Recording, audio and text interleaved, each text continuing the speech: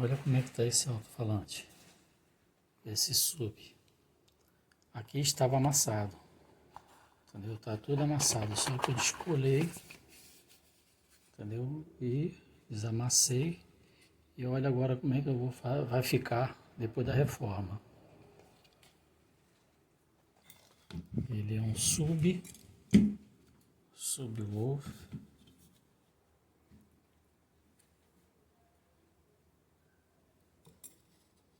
$400.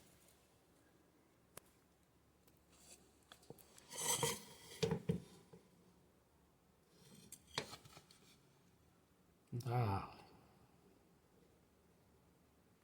Aqui foi um pouquinho de cola branca, xadrez, é só misturar e passar. Pouca coisa. Não tem mistério.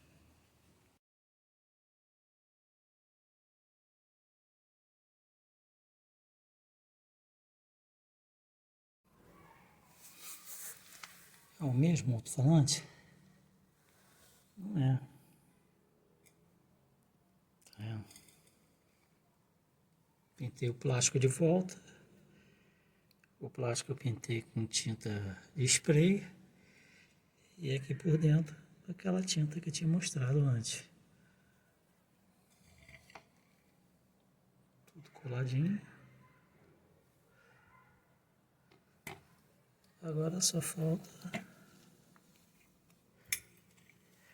refazer essas tomadas aqui.